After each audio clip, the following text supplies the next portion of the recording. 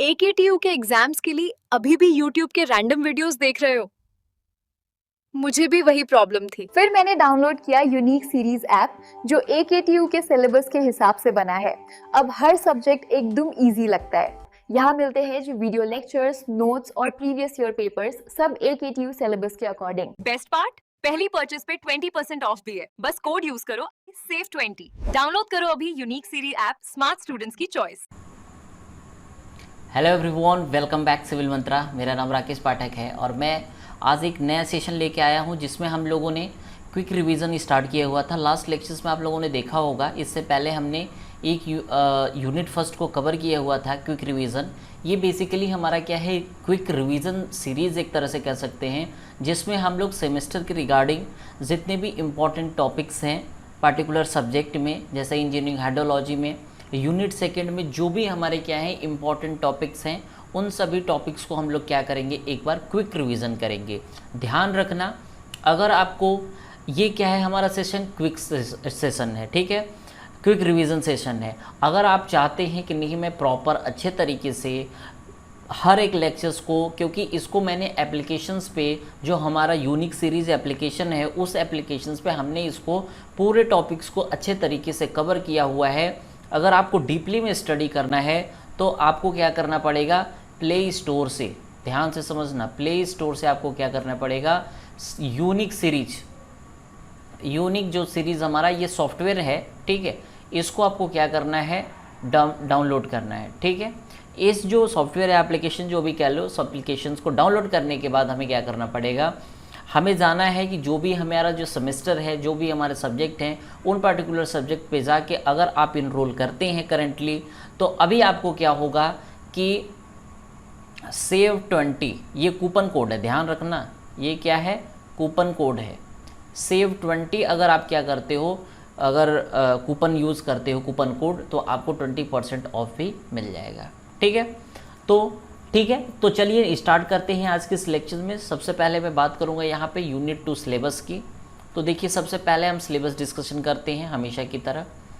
Run off और हाइड्रोग्राफ्स के बारे में हमें पढ़ना है इस पर्टिकुलर हमारे यूनिट्स में, जिसमें कुछ टॉपिक्स कवर होंगे। रन ऑफ कैरेक्टरिस्टिक्स के बारे में बात करेंगे, स्ट्रीम के मास कर्व के बारे में बात करेंगे, hydrograph factor affecting flood, hydrographs, unit hydrographs, its analysis, S curve के बारे में हम लोग यहाँ पे बात करेंगे, ठीक है। तो देखो, बेसिकली क्या है कि जो हम लोग यहाँ पे यूनिट सेकंड स्टार्ट कर रहे हैं, इसका मोटो यही है, पर्पस यही है कि हम अपने पूरे पर्टिकुलर यूनिट्स को विद इन टाइम क्या करें, इफेक्टिव रिवीजन कर पाएँ। इसलिए मैंने इसको बोला क्विक रिवीजन सीरीज, ठीक है। चलिए स्टार्ट करते हैं। सबसे पहला टॉपिक्स हमारा आता है run of. Very very important, unit first में भी हमने बताया था, बहुत दिमाग लगाने वाली चीज़ नहीं है। देखो, रन ऑफ का मतलब क्या है, देखो जैसे रेनफॉल होता है ना, रेन होता है, जैसे मान लो ये रेन हुई, रेन के बाद ये क्या होता है, हमारा ये ग्राउंड है, ठीक है। इस ग्राउंड पे क्या होता है कि हमारी जो वाटर होती है वो क्या होती है, फ्लो होने लगती है। ध्यान से समझना, एक्सेस अमाउंट में देखो, इसीलिए मैं बोलता हूँ कि एक होता है डायरेक्ट रन ऑफ, एक होता है बेस फ्लो। मैं भी बताता हूँ, देखो डायरेक्ट रन ऑफ का मतलब होता है, ध्यान से समझना, कि सफिशिएंट अमाउंट्स में रेनफॉल होना। इसका मतलब ये है कि रेनफॉल इतनी तेज़ी से हुई, इतनी तेज़ी से हुई कि जो भी इन्फिल्ट्रेशन, देखो सॉइल क्या होता है, पहले से ड्राई अगर है तो वो क्या करता है, कुछ ना कुछ अमाउंट्स में वाटर को एब्जॉर्ब करता है, इन्फिल्ट्रेट करता है। उसके बाद मतलब इमीडिएट अगर मैं बोलूँ या मैं प्रॉम्प्ट बोलूँ, तो ये क्या होता है कि इमीडिएट्स क्या होते हैं, फ्लो होने लगते हैं। तो जो रेनफॉल, जो हमारा क्या है, रेनफॉल जो होता है वो क्या होता है, वाटर जो फ्लो होता है, ध्यान से समझना, तो फुल फ्लो होता है, तो किसी एक चैनल, एक स्ट्रीम से होते हुए क्या होता है, फ्लो होता है। और इसी सारे फिनोमिनल्स को हम लोग क्या बोलते हैं, रन ऑफ बोलते हैं, ठीक है। तो मैं क्या कह रहा हूँ कि किसी भी स्ट्रीम फ्लो हो गया, या फिर रिवर डिस्चार्ज, या फिर कैचमेंट इल्ड, इसी को हम क्या बोलते हैं, रन ऑफ बोलते हैं, ठीक है। देखो, based on time delay between the precipitation and run off. Precipitations का मतलब ये है कि बारिश, सिंपल सी बात है कि ये रेन की बात कर रहा है और ये रन ऑफ की बात कर रहा है, मतलब बारिश हुई और रेन ऑफ हुआ, ठीक है। तो इसको हम लोग क्या करते हैं, बेसिकली दो टाइप्स में क्या करते हैं, कैटेगराइज करते हैं, एक डायरेक्ट रन ऑफ और एक होता है बेस फ्लो, ठीक है। तो देखो इसमें होता क्या है, ध्यान से समझो। Direct run of, direct run of देखो ये होता है, जैसे मान लो कि ये बारिश हुई, ठीक है, ये हमारा ग्राउंड लेवल। तो जैसे ही बारिश हुई तो बारिश का पानी क्या होता है, जैसे ही बारिश हुई तो ये क्या होता है, कुछ हमारा इन्फिल्ट्रेट हो जाता है, कुछ सॉइल्स के अंदर चला जाता है, ठीक है। और उसके बाद क्या होता है कि तुरंत मतलब इमीडिएट क्या होता है कि हमारा क्या होता है, रन ऑफ होने लगता है, क्या, वाटर हमारा, ठीक है, रन ऑफ होने लगता है। तो इसी फिनोमिना को हम लोग क्या बोलते हैं, डायरेक्ट रन ऑफ हो रहा है। मतलब बारिश हुई, प्रेसिपिटेशन हुआ और डायरेक्ट ये क्या होने लगा, ये रन ऑफ होने लगा, तो इसको हम लोग बोलते हैं डायरेक्ट रन ऑफ। दूसरा चीज़ क्या है, बेस फ्लो। मैं पहले समझा देता हूँ, उसके बाद आप थ्योरी देख सकते हैं। दूसरा क्या है, बेस फ्लो। बेस फ्लो में क्या होता है, ध्यान से समझो। बेस फ्लो में इतना सफिशिएंट अमाउंट ऑफ वाटर या प्रेसिपिटेशंस नहीं हुआ कि वो क्या हुआ, डायरेक्ट रन ऑफ हुआ। जैसे मान लो कि यहाँ पे जैसे बारिश हुई, ये वाटर हमारा कलेक्ट हुआ। अब ये इतना वाटर, इतना अमाउंट में वाटर नहीं था कि ये डायरेक्ट क्या करे, फ्लो करे। ये क्या हुआ, सारा का सारा वाटर ये इन्फिल्ट्रेट हो गया, यानी पानी को सोख ली, ठीक है। अब हो सकता है कुछ टाइम के बाद, यानी देखो बेस फ्लो क्या होता है, कई फैक्टर पर डिपेंड करता है कि हमारा प्रेसिपिटेशन टाइम ड्यूरेशंस कितना है, टाइप जो हमारे प्रेसिपिटेशंस रीजन कैसे हैं, ठीक है। टाइमिंग के बेसिकली हमारा क्या होता है, अमाउंट ऑफ जो प्रेसिपिटेशंस होगा उन सभी टॉपिक्स पे क्या होता है, फैक्टर्स पे ये डिपेंड करता है, ठीक है।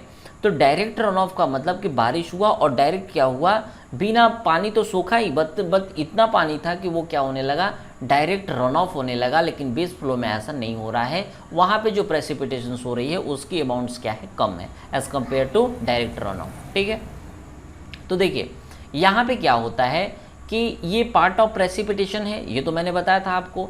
बेसिकली यहाँ पे क्या होता है, स्ट्रीम में ये क्या होता है, इमिडिएटली आफ्टर प्रेसिपिटेशन के बाद ये फ्लो होने लगता है, ठीक है। देखो प्रॉम्प्ट का मतलब होता है तुरंत, प्रॉम्प्ट का मतलब क्या होता है, तत्काल या तुरंत, ठीक है।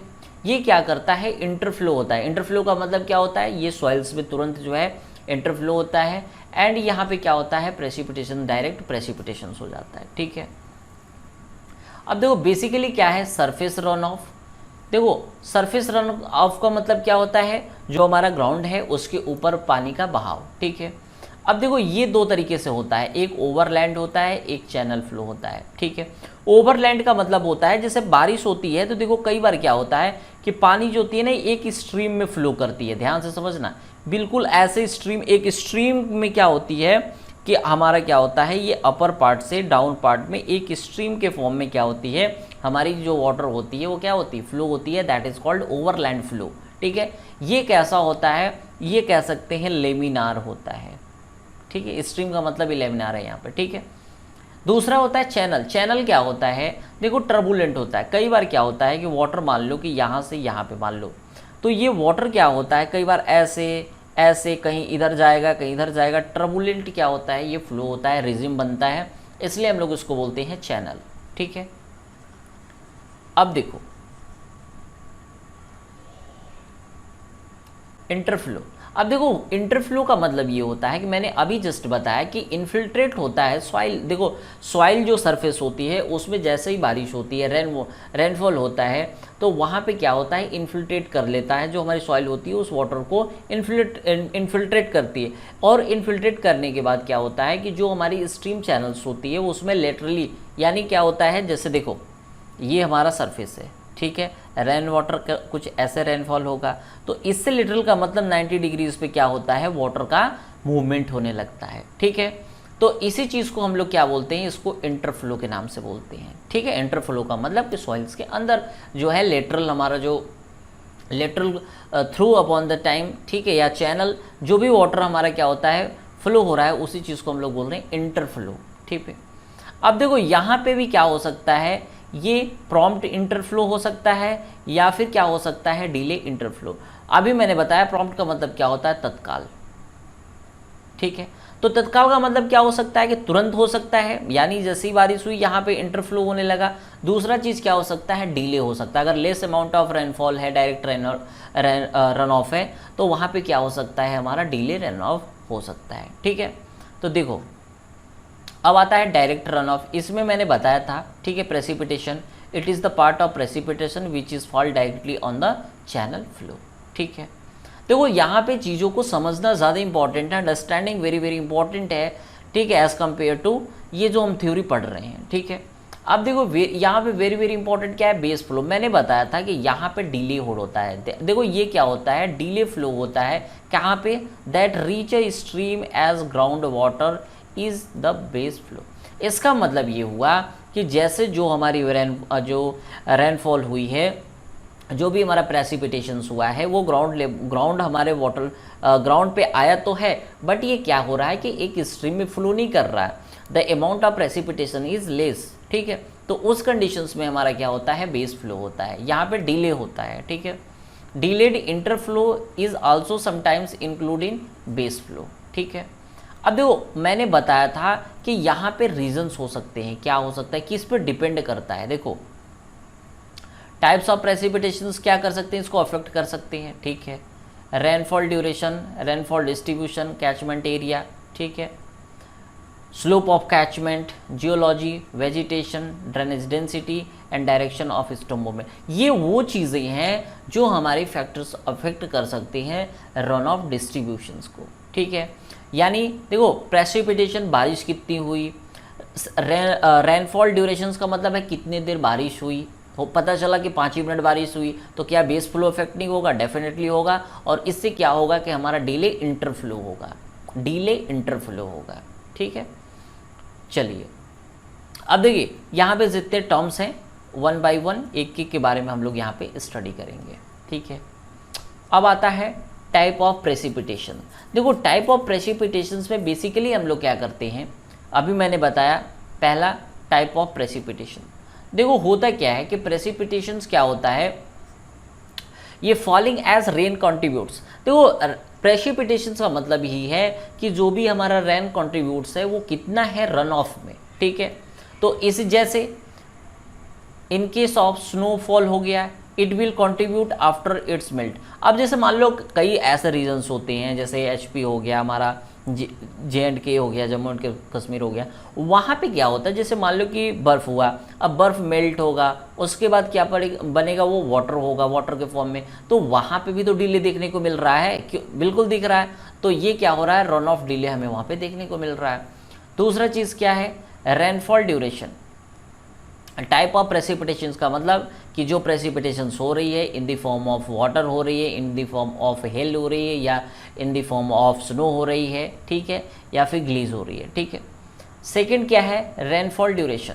देखो यहाँ पे मैं बात करूँ अगर, तो देखो यहाँ पे मोस्ट इंपॉर्टेंट चीज़ है कि रेनफॉल ड्यूरेशंस किसी देखो यहाँ पे अगर मैं बात करूँ रन ऑफ ड्यूरेशंस की, तो ध्यान से समझो, जो हमारा मैक्सिमम डिस्चार्ज होगा, ध्यान से समझना, जो हमारा मैक्सिमम रन ऑफ होगा, ठीक है, वो क्या होता है, जो भी हमारा इफेक्टिव आई इफेक्टिव होता है इनटू एरिया। यानी ये कौन सा एरिया है, कैचमेंट एरिया। ध्यान से समझो, अभी मैं समझाता हूँ, कैचमेंट एरिया है ये, अभी मैं बताता हूँ उसको, कैचमेंट। देखो हो रहा क्या रहा है कि देखो rainfall durations greater than concentration time. अब देखो ध्यान से समझो, देखो रेनफॉल ऑफ द ड्यूरेशंस क्या होता है, ग्रेटर देन द कंसंट्रेशन। मान लो किसी भी टाइम पे, मान लो किसी भी टाइम पे, T1 टाइम पे, ध्यान से समझना, मान लो कि क्या होता है कि किसी भी T1 टाइम में, T2 टाइम में, T3 टाइम में, T4 टाइम्स में, कंसंट्रेशन टाइम का मतलब यहाँ पे है किसी एक इंडिविजुअल टाइम्स का जो भी हमारा प्रेसिपिटेशंस होगा वो क्या होता है, हमारा लेस दिन होता है। ध्यान से समझना, वो क्या होता है, लेस दिन होता है, किससे, रेनफॉल ऑफ ड्यूरेशंस। मतलब कितनी देर हमारी क्या हुई, हमारी रेनफॉल का ड्यूरेशन कितना टाइम था, वो ज़्यादा इंपॉर्टेंट हो जाता है, ठीक है, कंसंट्रेशन टाइम से। तो मैंने यहाँ पे बोला कि जो भी हमारा क्या है, रन ऑफ ड्यूरेशंस है, ठीक है, तो ये क्या है इनटू एरिया, अगर कैचमेंट्स एरिया, और जो भी हमारा इफेक्टिव जो हमारा क्या है प्रेसिपिटेशन या रन ऑफ है, इसको अगर हम लोग क्या करते हैं, मल्टीप्लाई करते हैं, तो ये हमारा मैक्सिमम रन ऑफ हमें निकल के आता है, ठीक है। सेकंड क्या है, रेनफॉल डिस्ट्रीब्यूशंस। रेनफॉल डिस्ट्रीब्यूशंस का मतलब ये है कि मैं आपको बताया बार बार कि देखो हर एक रीजन्स में, हर एक पर्टिकुलर्स अलग अलग रीजन्स पे क्या होते हैं, रेनफॉल डिस्ट्रीब्यूशंस अलग अलग होते हैं। कहीं बारिश ज़्यादा होती है, कहीं बारिश कम होती है। तो इससे क्या होगा, जो डायरेक्ट रन ऑफ है और जो बेस हमारा फ्लो है, ये दोनों क्या करते हैं, अलग अलग स्पेस के लिए वेरी करते हैं। ठीक है, तो ये भी डेफिनेटली यहाँ पे क्या हो सकता है, डिपेंड करेगा। ठीक है, अफेक्ट करेगा। फोर्थ आता है कैचमेंट फैक्टर। देखो इसमें दो चीज़ आता है, एक फॉर्म फैक्टर होता है, एक होता है कॉम्पैक्टनेस कोफिशिएंट। देखो अब यहाँ पे ध्यान से समझो, ठीक है, जो भी हमारा फॉर्म फैक्टर है, अगर इसको डिवाइडेड करें width of catchment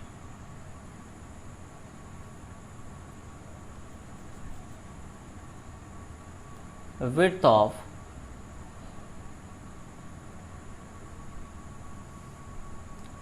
catchment upon axial length। देखो इसमें क्या हो रहा है कि फॉर्म फैक्टर्स क्या हो रहा है, देखो form factor is divided by, ध्यान से समझना ये क्या हो रहा है, width of catchment.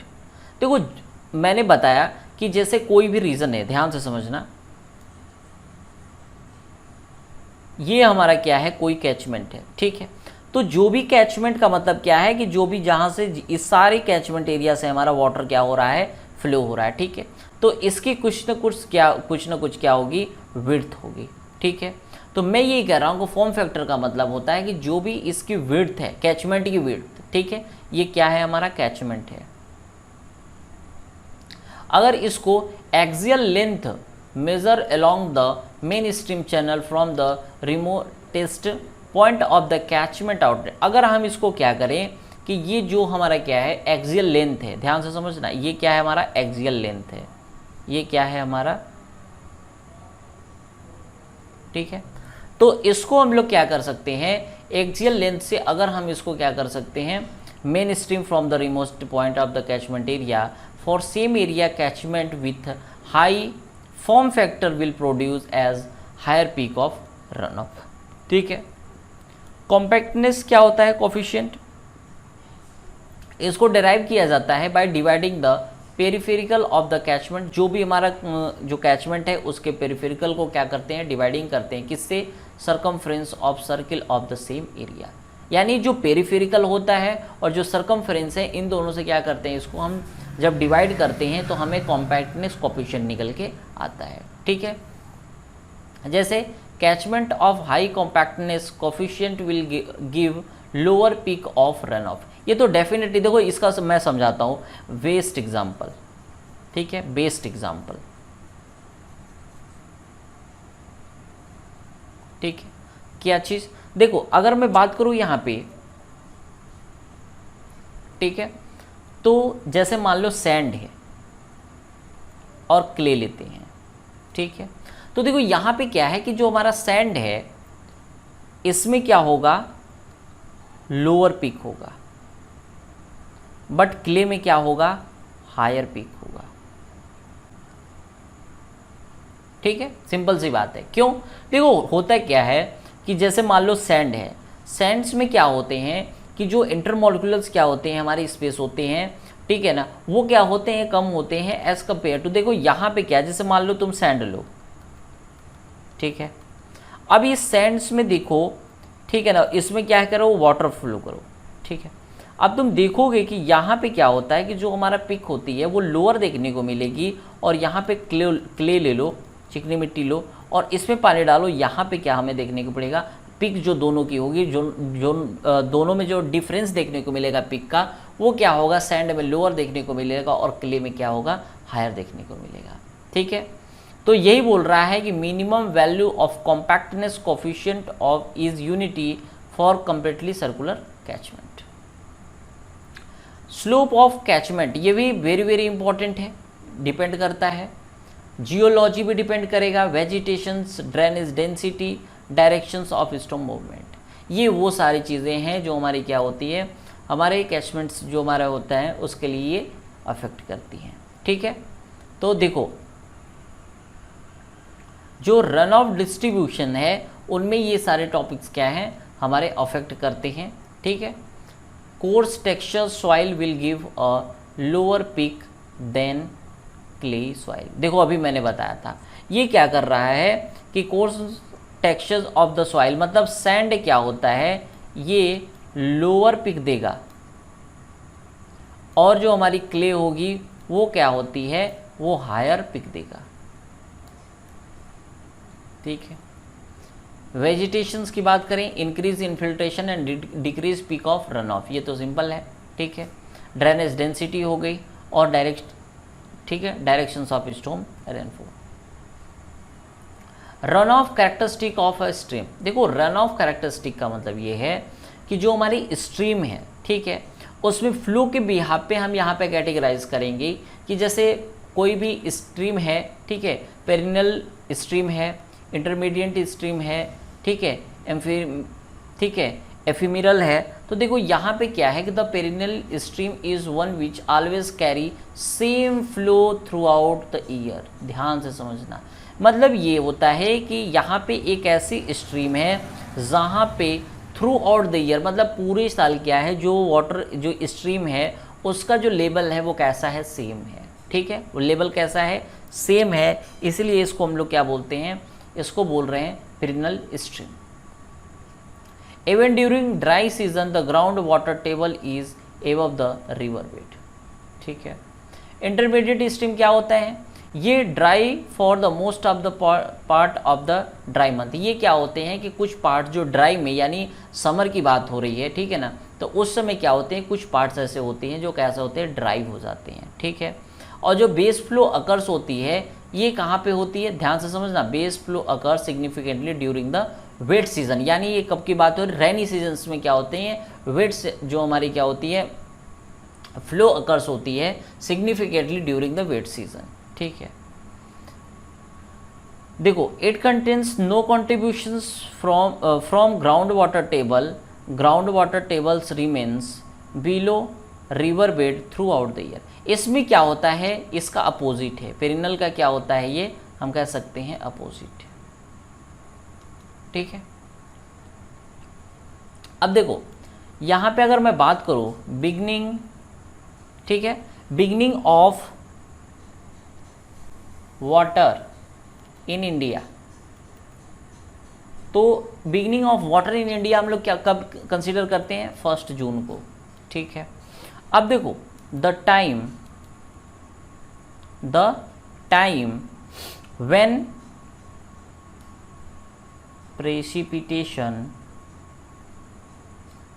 precipitation exceed average, ठीक है, average इवापो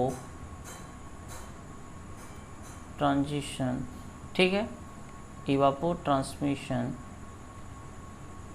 losses is called beginning of, ठीक है, beginning of the water year। ठीक है, देखो मैंने क्या बोला यहाँ पे, देखो beginning of water in India का मतलब ये है, इसको हम लोग कंसीडर करते हैं इंडिया में 1 जून को। ठीक है, मैंने ये बोला कि जो भी हमारा क्या है टाइम है when precipitation exceed average evapotranspiration losses is called beginning of water year. ठीक है, अब सेकंड देखो यहाँ पे मास कर्व। देखो मास कर्व का मतलब ये होता है कि हम इसमें क्या होता है कि जो भी हमारी क्वांटिटी है, ध्यान से समझना, वॉल्यूम टाइम, वॉल्यूम और टाइम में जो भी हमारा फ्लो है, ठीक है, उनके बीच में हम लोग क्या करते हैं, एक ग्राफ खींचते हैं। ठीक है, यानी यहाँ पे क्या है कि जो क्वांटिटी ऑफ इनफ्लो है किसी भी स्ट्रीम से और जो क्वांटिटी ऑफ आउट जो हमारा क्या है आउटफ्लो है, ध्यान से समझो, यहाँ पे क्या है कि जो हमारा इनफ्लो वर्सेस टाइम के बीच में क्या करते हैं, एक ग्राफ हमने खींचा। तो हमने ये देखा, देखो यहाँ पे क्या है कि जो स्टोरेज क्या है, देखो ये क्या है हमारी अपर वैल्यू है, ध्यान समझना, ये हमारी क्या है पिक वैल्यू है, और ये हमारी क्या है, लोअर वैल्यू है।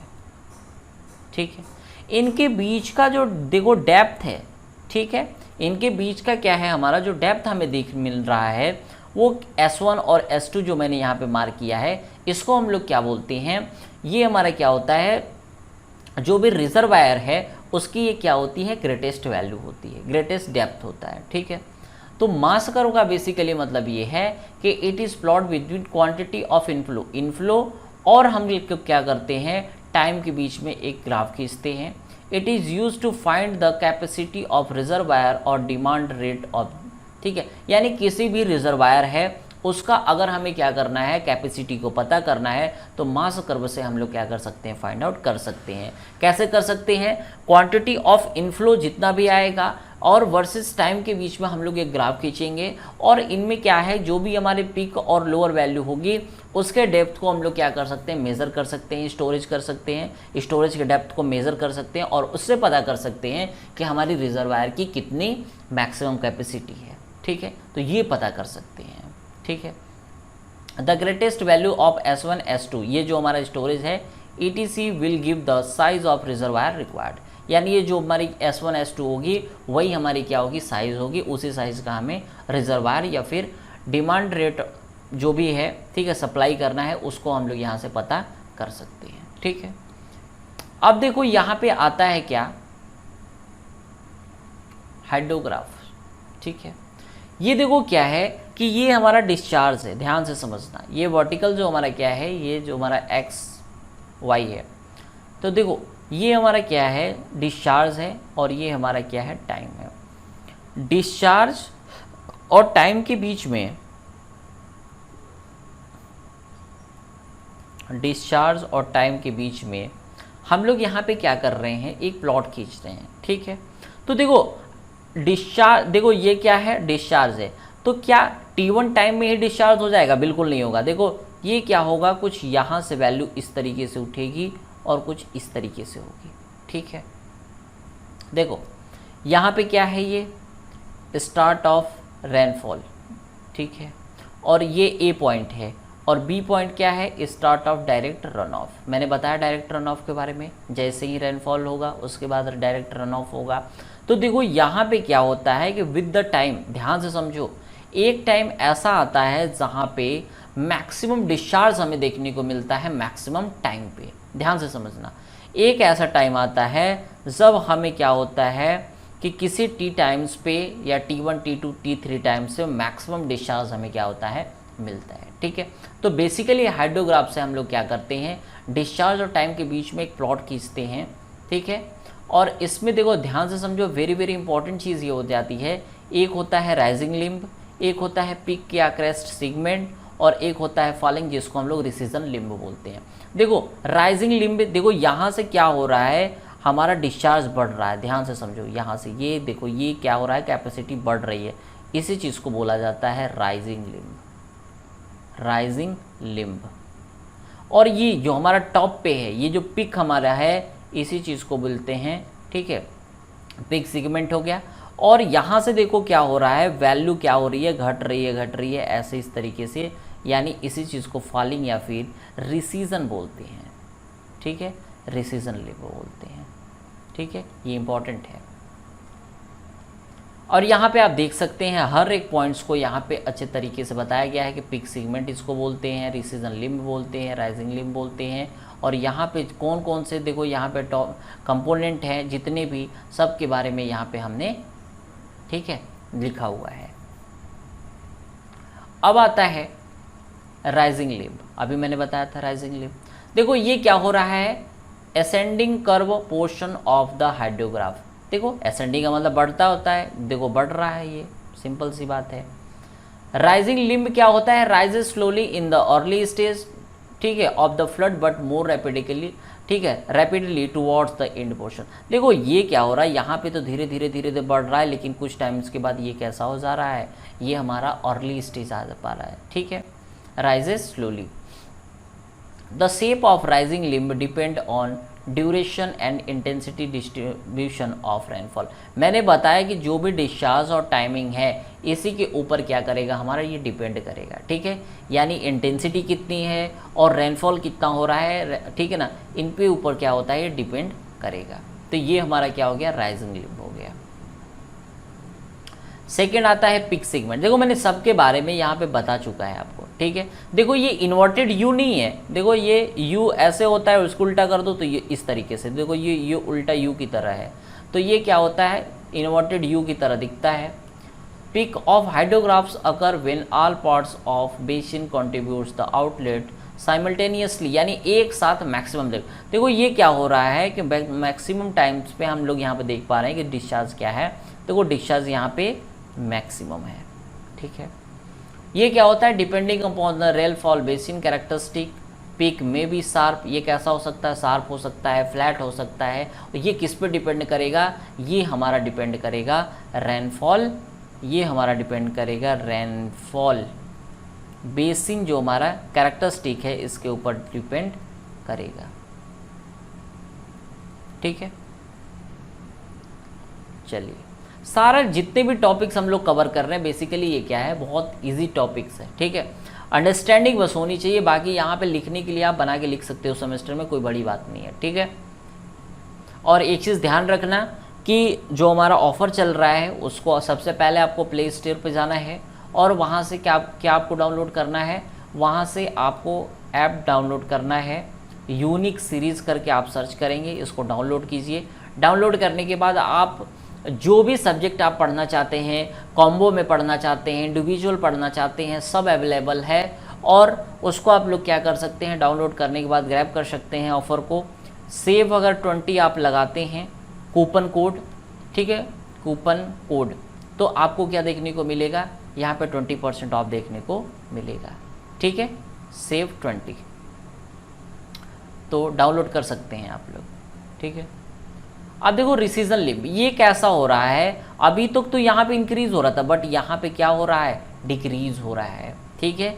रिसीजन लिम्ब रिप्रेजेंट द विड्रॉल कह लो या फिर यहाँ पे क्या कह लो, डिसेंडिंग बोल दो, डिसेंडिंग ऑफ वाटर हो रहा है from storage built up early phase of hydrograph, ठीक है। The shape of regional limb depend upon the basin characteristic only independent of the stoke. ये क्या होता है, बेसिन जो हमारा कैरेक्टरिस्टिक है इसके ऊपर ये क्या करता है, डिपेंड करता है कि हमारा कैसा ग्राफ रहेगा, ठीक है। It extend from the points of inflection at the end of crust the beginning of natural ground water flow, simple है, ठीक है। अब देखो अब आता है बेस पीरियड, ठीक है। डायरेक्ट रन ऑफ और बेस फ्लो के बारे में मैंने आपको बता दिया पहले ही, ठीक है, इसलिए यहाँ पे नहीं रुकने वाले हैं, ठीक है। फैक्टर अफेक्टिंग फ्लड हाइड्रोग्राफ्स, देखो फ्लड हाइड्रोग्राफ्स में बहुत सारे ऐसे फैक्टर्स होते हैं जो क्या करते हैं, डिपेंड करते हैं, देख सकते हो आप यहाँ पे, ठीक है। शेप हो सकता है, साइज़ है, स्लोप है, नेचुरल एलिवेशन, ड्रेनेज, ये सारी चीज़ों के बारे में भी हम लोगों ने पहले डिस्कस किया हुआ है, ठीक है। इसके बारे में हम लोगों ने ऑलरेडी डिस्कस किया हुआ है। इसके बाद आता है यूनिट हाइड्रोग्राफ। देखो यूनिट हाइड्रोग्राफ्स क्या होता है, ध्यान से समझना। It is defined as the direct run of hydrograph. इसी चीज़ को यूनिट हाइड्रोग्राफ को हम लोग क्या बोलते हैं, डायरेक्ट रन ऑफ हाइड्रोग्राफ्स बोलते हैं। ध्यान से समझो यहाँ पे होता क्या है, ध्यान से समझो। देखो यूनिट हाइड्रोग्राफ्स में क्या होता है, ध्यान से समझेंगे। जो हमारा यूनिट हाइड्रोग्राफ्स है इसमें हम लोग क्या करते हैं, यूनिट डेप्थ यानी 1 सेंटीमीटर जो हम क्या कर रहे हैं, जो हमारा यूनिट हाइड्रोग्राफ्स है एरिया का, यानी 1 सेंटीमीटर इंटू हमारा क्या है यहाँ पे एरिया ऑफ कैचमेंट। यहाँ पे आप देख सकते हैं एरिया ऑफ कैचमेंट। देखो एरिया जो भी हमारा क्या है, कैचमेंट एरिया है, और इनटू यूनिट का मतलब क्या है कि यूनिट सेंटीमीटर, यानी 1 सेंटीमीटर का अगर हम उस पर मल्टीप्लाई करें तो जो भी हमारा एरिया कवर होगा वो हमारा क्या होगा, जो भी हाइड्रोग्राफ्स आएगा वो कैसा होगा, यूनिट होगा। हाइड्रोग्राफ्स का मतलब एरिया ऑफ कैचमेंट्स मतलब वाटर की बात कर रहे हैं हम लोग, तो वो क्या होगा 1 सेंटीमीटर, यूनिट का मतलब यहाँ पे हम 1 सेंटीमीटर डेप्थ की कंसीडर कर रहे हैं, इनटू जो भी एरिया ऑफ कैचमेंट होगा इसका मल्टीप्लाई करेंगे, तो इससे हमें यूनिट हाइड्रोग्राफ्स पता चलता है। ठीक है, देखो यहाँ पे 1 क्या है, देखो 1 सेंटीमीटर पर, ठीक है, डेप्थ सेंटीमीटर, ठीक है, पर आवर और टाइम्स के बीच में हम लोग क्या करते हैं, ग्राफ खींचते हैं, कुछ इस तरीके का होता है। इसमें देखो सबसे इंपॉर्टेंट चीज़ क्या होती है, ध्यान से समझेंगे, ठीक है, इसमें वेरी वेरी इंपॉर्टेंट चीज़ आ जाता है, क्या चीज़, इसका एजम्पशन।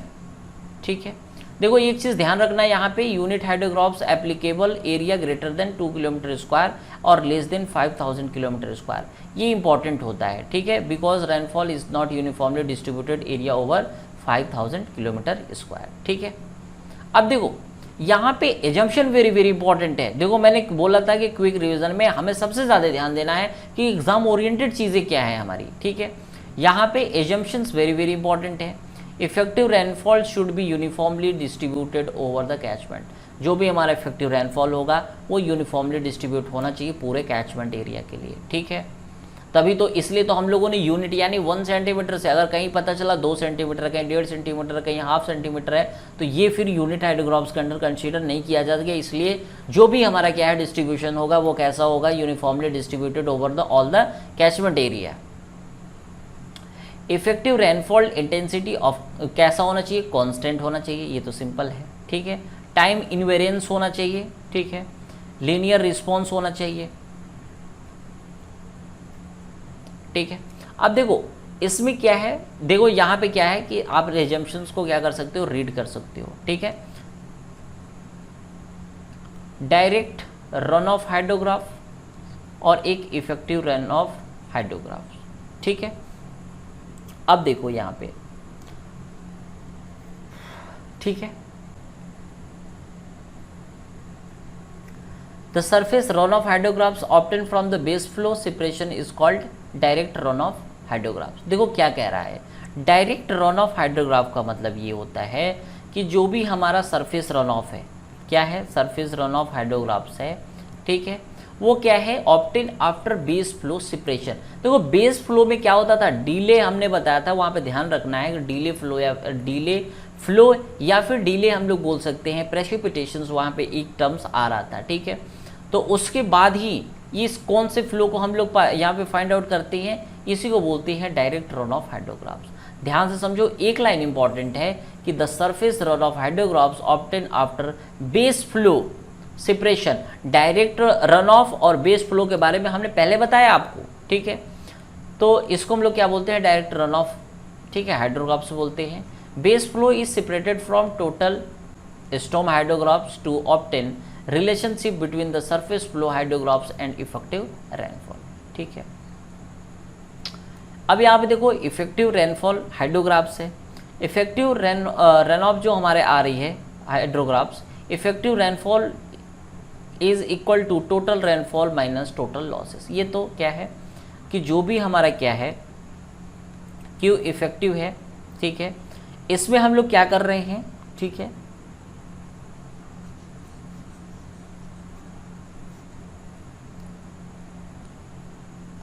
टाइम की अगर हम लोग बात करें तो जो भी हमारा डायरेक्ट रन ऑफ है उसमें से हमें end of direct run of को क्या करते हैं, घटाते हैं, तो हमें क्या पता चलता है, टाइम का मतलब यहाँ पे बेस पीरियड मैं बोल सकता हूँ, बेस पीरियड, तो हमें क्या पता चल जाता है, बेस पीरियड यहाँ से निकल के आ जाएगा। ठीक है, इफेक्टिव जो रेनफॉल होती है, volume of run off catchment area, the hydrographs obtain after subtracting initial losses, ठीक है, and infiltrations losses is called ERH। ठीक है, देखो मैं बताया था कि सबसे पहली बात तो जो भी हमारा इफेक्टिव रेनफॉल होगा उसमें से हम लोग इनिशियल लॉसेस को और जो इन्फिल्ट्रेट यानी जो पानी सोख ले रहा है उस लॉसेस को हम लोग क्या करते हैं, यहाँ पे माइनस कर देते हैं। ठीक है, घटा देते हैं, तो उससे हमें एक इफेक्टिव का मतलब क्या होता है कि जो हमारा बचा हुआ क्या है, रेन वाटर है, रेनफॉल है, वो हमें पता चल जाता है। ठीक है, चलिए अब देखिए यहाँ पे एस ग्राफ आता है। ठीक है, एस ग्राफ क्या होता है, ध्यान से समझो, हम लोग क्या करते हैं, यहाँ पे U1 U2 जो हमारा यूनिट हाइड्रोग्राफ्स है, इसमें हम लोग क्या करते हैं, डिफरेंट टाइप्स के इंटरवल, ध्यान से समझना, हम लोग क्या करते हैं यहाँ पे कि एवरेज एक्सेस जो रेनफॉल है, ध्यान से समझना, हम लोग क्या करते हैं T1 T2 टाइम्स में जो हमारी एवरेज रेनफॉल होती है ना, उसको हम लोग क्या करते हैं, हर अलग अलग टाइम पे अलग अलग हम लोग क्या करते हैं, रेनफॉल एक्सेस क्या होता है उसको हम लोग रेनफॉल जो हो रही है उसके डेप्थ को मेज़र करते हैं। मतलब कहने का सेंस ये है कि जैसे U1 प्रेसिपिटेशंस पे हमारी कितनी डेप्थ रेनफॉल हुई, सेकंड हमारा U2 रेनफॉल पे, U3, ऐसे करके हमारी कितनी क्या हुई यूनिट जो रेनफॉल हुई है उसके वैल्यू को हम लोग क्या करते हैं, काउंट करते हैं। और उनके बीच में हम लोग अगर एक ग्राफ खींचते हैं तो ये ग्राफ कुछ इस तरीके से एस शेप में होके जाता है, ये कुछ इस तरीके से ऐसे बनता है एस शेप में, ठीक है। इसलिए हम लोग इसको क्या बोलते हैं, तो बेसिकली क्या है कि डिस्चार्ज और टाइम इन आवर, ठीक है, ये क्या है मीटर क्यूब पर सेकेंड, इनके बीच में हम लोग क्या करते हैं, ग्राफ खींचते हैं। तो वो ग्राफ बेसिकली क्या होता है, एस शेप में बनता है, इसलिए हम लोग इसको एस कर्व के नाम से जानते हैं, ठीक है। डिफाइंड, ये इसको हम लोग डिफाइन कर सकते हैं कि continuous effective rainfall at a constant rate for a infinite period. Each S curve is specific by duration of unit hydrograph from which it can be derived, ठीक है। इसके बाद जो भी हमारा सिंथेटिक यूनिट हाइड्रोग्राफ्स है, इसके बारे में एक बार आप देख सकते हैं कि Snyder's method is used, Snyder ने क्या बोला, ठीक है। आप इन टॉपिक्स को क्या कर सकते हैं, रीड कर सकते हैं, वेरी वेरी इंपॉर्टेंट है, ठीक है। तो इसको आप लोग क्या कर सकते हैं, ये इंपॉर्टेंट है, तो इसको आप एक बार अच्छे तरीके से कवर कर लीजिए, ठीक है। तो देखिए यहाँ पे बेसिकली हम लोगों ने यूनिट सेकेंड्स में जो भी मोस्ट इंपॉर्टेंट टॉपिक्स हैं, देखिए ध्यान रखना यहाँ पे क्या है कि जो स्टार्टिंग का ये जो रन ऑफ हो गया, ठीक है, ये हाइड्रोग्राफ्स हो गया, फैक्टर अफेक्टिंग फ्लड हो गया, यूनिट हाइड्रोग्राफ्स हो गया, यहाँ से सबसे ज़्यादा क्वेश्चंस बनते हैं, ठीक है। तो इस टॉपिक्स को क्या किया हम लोगों ने, कवर किया अच्छे तरीके से। तो आप सभी टॉपिक्स को एक बार अच्छे तरीके से कवर कर लीजिए। एक बार वीडियो को पॉज करिए, जहाँ पे आपको लग रहा है कि थ्योरी यहाँ पे पढ़नी चाहिए, वहाँ पे आप वीडियो को पॉज करके वीडियो को पूरा जितने भी हमारे पीपीटीज हैं उसको आप एक बार रीड करिए एग्ज़ाम देने से पहले। डेफिनेटली फ्रूटफुल आपके लिए होगा, ठीक है, बेनिफिशियल होगा। तो ठीक है, मिलते हैं यूनिट 3 नेक्स्ट लेक्चर्स में हम लोग स्टार्ट करेंगे, ठीक है, उसका भी हम लोग क्विक रिवीजन करने वाले हैं। तो मिलते हैं नेक्स्ट लेक्चर में, तब तक के लिए थैंक यू।